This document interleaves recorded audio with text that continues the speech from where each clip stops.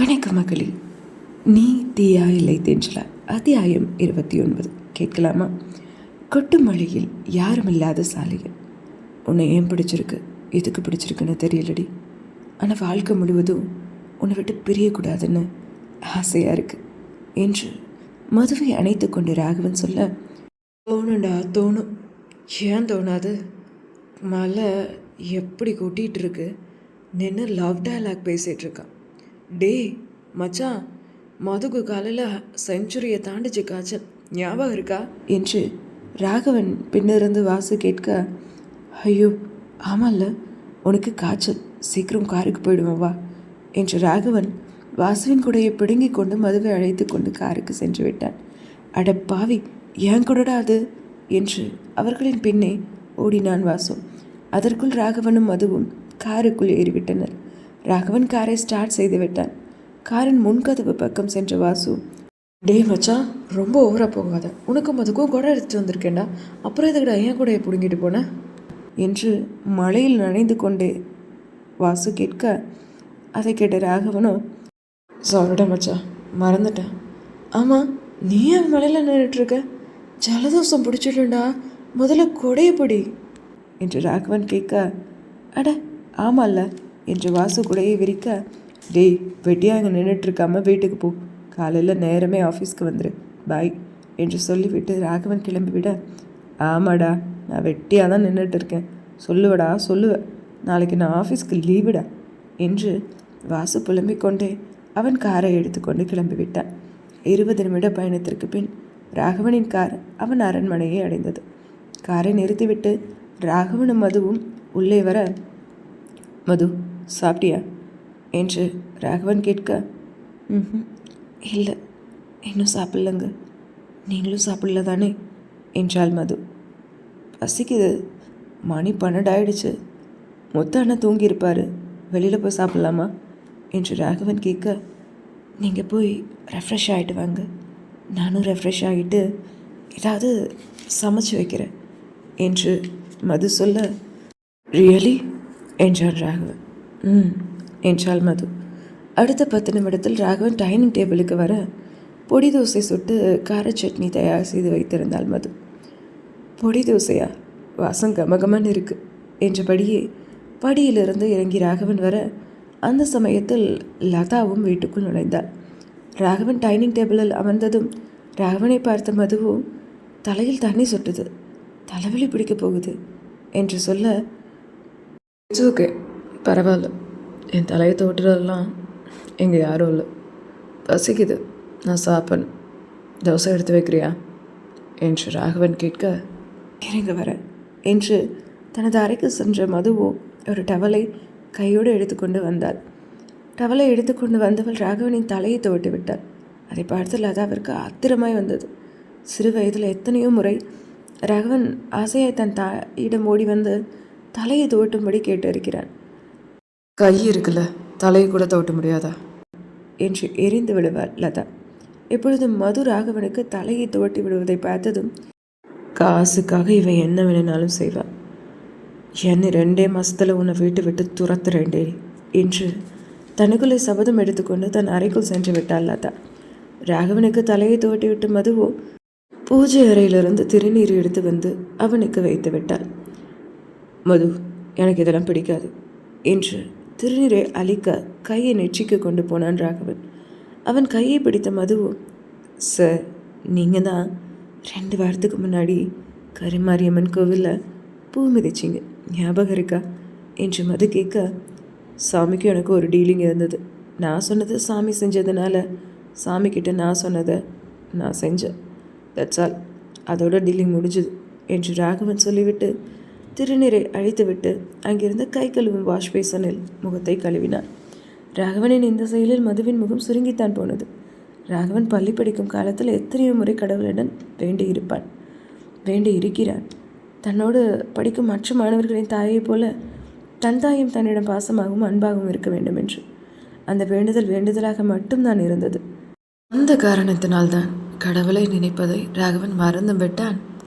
ஒரு கட்டத்திற்கு மேல் கடவுளை வெறுத்தும் விட்டான். முகம் கழுவி விட்டு வந்தவன் சாப்பிட அமர்ந்தான். சாப்பிட அமர்ந்தவனிடம் டவலை நீட்டினாள் மது. அவளை ஆளை பார்த்தவாறு டவலை வாங்கியவன் முகத்தை துடைத்துவிட்டு டவலை அவளிடம் அவன் கொடுக்க அதை தன் அறையில் வைத்துவிட்டு வந்தாள் மது.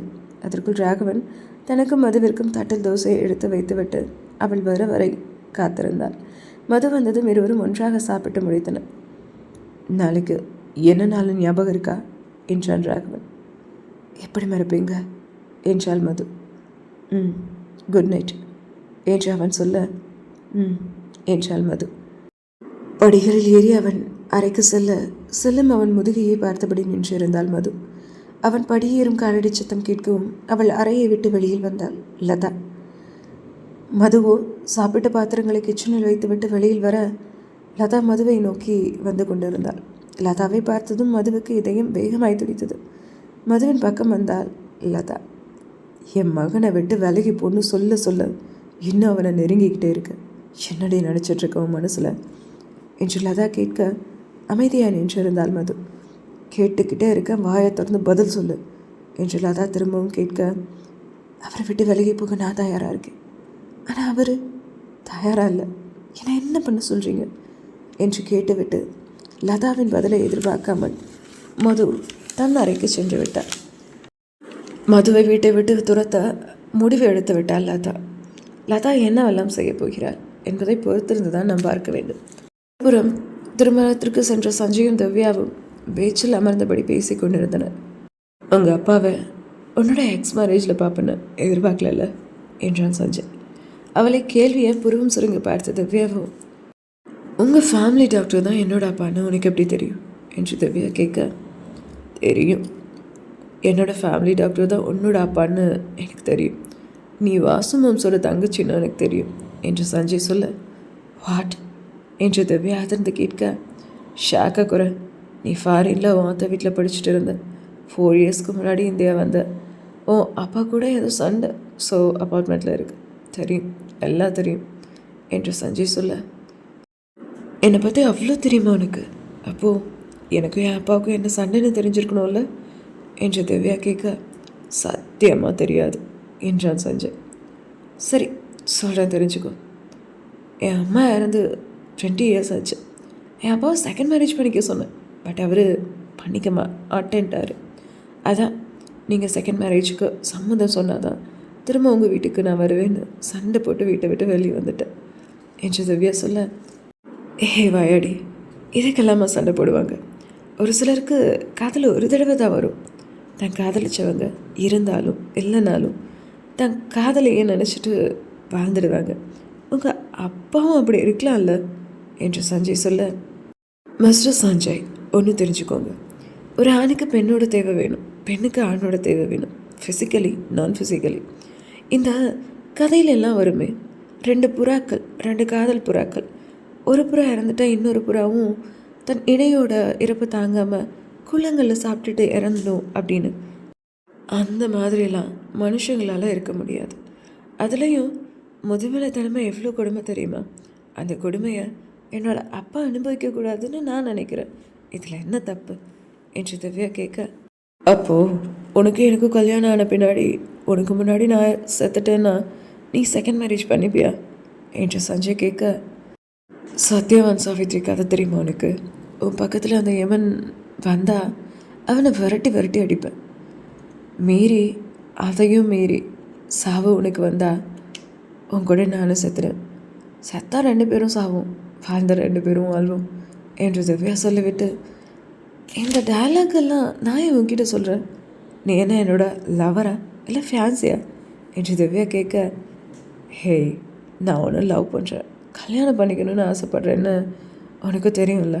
எத்தனை தடவை நான் உன்கிட்ட சொல்லிகிட்ருக்கேன். நான் என்ன விளையாட்டுக்கு அதெல்லாம் சொல்லிகிட்ருந்தேன் என்று சஞ்சய் சொல்ல பின்ன இல்லையா என்று திவ்யா கேட்க பீச் மணலில் அமர்ந்திருந்தவள் எழுந்தாள். ஹே எங்கடி போகிற? நெல்லு, நான் சொல்கிறது கேளு என்று எழுந்த சஞ்சய் நடந்து கொண்டிருந்த திவ்யாவின் முன்னே சென்று நின்றான். நான் உன்னை லவ் பண்ணுறேன்னு சொல்கிறேன், நீ பாட்டுக்கு போன என்னடி அர்த்தம் என்று சஞ்சய் கேட்க நல்லா என்னால் லவ் பண்ண முடியாதுன்னு அர்த்தம் என்றாள் திவ்யா. ஏன், என்ன ரீசன் என்று அவன் கேட்க நீ தான் இதுவரை யாரையும் லவ் பண்ணதில்லையே, அந்த ரீசன் தான் என்று திவ்யா சொல்ல, அதுதான் ஒன்றும் லவ் பண்ணுறேனடி என்றான் சஞ்சய். இப்போது எனக்கு டீ சாப்பிடணும் போல இருக்கு. பேச்சை நிறுத்திட்டு எனக்கு நீ டீ வாங்கி கொடு, அப்புறம் பேசு என்றபடி திவ்யா நடக்க, பக்கத்தில் டீ ஷாப் இல்லடி என்றான் சஞ்சய். டீ உன் கண்ணனை குருடா, அங்கே பார், சைக்கிளில் ஒரு அண்ணன் டீ வித்துட்ருக்கார், அங்கே போய் வாங்கிட்டு வா போ என்று திவ்யா சொல்ல, அந்த டீயா என்றான் சஞ்சய் முகம் சுரித்தபடி. ஐயா, முகம் அப்படி போகுது. உங்கள் 5 ஸ்டார் ஹோட்டல் டீயை விட இந்த அண்ணன் டீ நல்லா தான் இருக்கும் என்று திவ்யா சொல்ல, எங்களுக்கு 5 ஸ்டார் ஹோட்டல் இருக்கிறது உனக்கு எப்படி தெரியும் என்று சஞ்சய் கேட்க, 5 ஸ்டார் ஹோட்டல் இருக்கிறதும் தெரியும், அது உன்னோட பேரில் இருக்கிறதும் தெரியும். என்னை பற்றி உனக்கு தெரியும் போது உன்னை பற்றி எனக்கு தெரியாதா? டீட்டெயில் ஐ நோ என்று இல்லாத காலரை திவ்யா தூக்கிவிட, சரிதான், சரியான ரவுடி நீ என்று சஞ்சய் சொல்ல, யாரா ரவுடி? நானா? நீ தாண்டா ரவுடி, சரியான ஃபுல்லான ரவுடி என்று திவ்யா சொல்ல, என்னது நான் ரவுடியா? ரவுடி என்ன பண்ணுவான்னு தெரியுமாடி என்று கீழுதரை கடித்து புருவங்களை உயர்த்தி சஞ்சய் கேட்க, ஐய சகிக்கலை, போய் டீ வாங்கிட்டு வாப்போ என்று திவ்யா அசால்ட்டாய் சொல்ல, போகிறேன்டி போகிறேன், என்னை பார்த்து பயமே இல்லை உனக்கு என்று அழைத்து கொண்டே டீ வாங்க சென்றான் சஞ்சய். அவன் சென்று 10 நிமிடம் ஆன நிலையில் அவனை காணாது சஞ்சயை தேடிக்கொண்டு போனாள் திவ்யா. அண்ணா, என்கிட்ட காய்ச்சி தான் இருக்கு, மணி இல்லை, உங்ககிட்ட ஜிபேவும் இல்லை, இப்போ என்ன பண்ணுறது என்று சஞ்சய் கேட்க, ஏன்பா எனக்கு அக்கௌண்ட்டே இல்லை, அப்புறம் எப்படி ஜிபே இருக்கும்? ஒழுங்காக வாங்கின டீக்கு பணத்தை கொடு, இல்லை இடத்த காலி பண்ணு, டீயை கொடுத்துட்டு என்று சைக்கிளில் டீ வைத்து கொண்டிருந்தவன் சொல்ல, பாவமாய் நின்று கொண்டிருந்தான் சஞ்சய்.